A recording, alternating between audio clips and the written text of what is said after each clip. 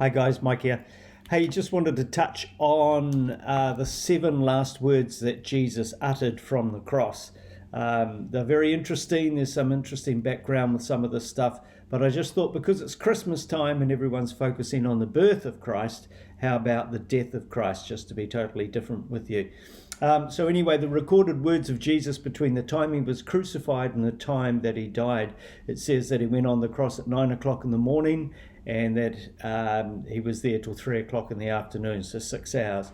So the order that I'm going to present these over the next 7 sessions is traditional.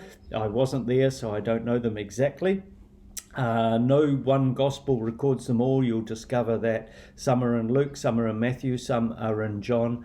But so we don't really understand the order that they came. The first one is simply this, Luke 23:34, and I'll put all the references on the bottom for you.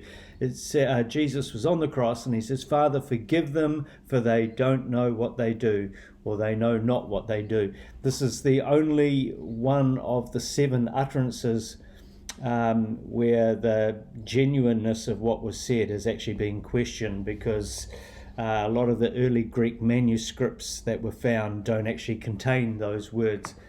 But hey, I'm not going to go there. It's too deep for me to go into. A couple of notes on this is it had been prophesied in Isaiah 53 verse 12, where it says, "Therefore I'll give him a portion among the great and will divide the spoils with the strong, because he poured out his life unto death and was numbered with the transgressors. For he bore the sin of many and made intercession with the transgressors." It's Isaiah 53:12 also says something similar in Luke 22:37. So he was prophesied as a suffering servant.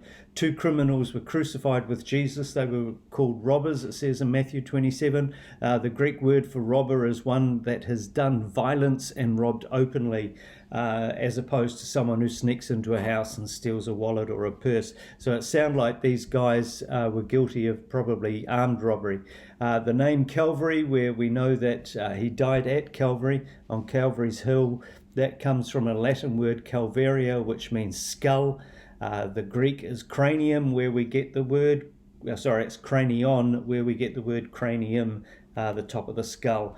And the Aramaic word, of course, is Golgotha. So nowhere in the New Testament is any of that explained, but there are places around Jerusalem, mainly Gordon's Calvary, near the Damascus Gate, which is similar to that. So anyway, that's number 1. Father, forgive them, for they know not what they do, and I'll touch some more on that later. Cheers.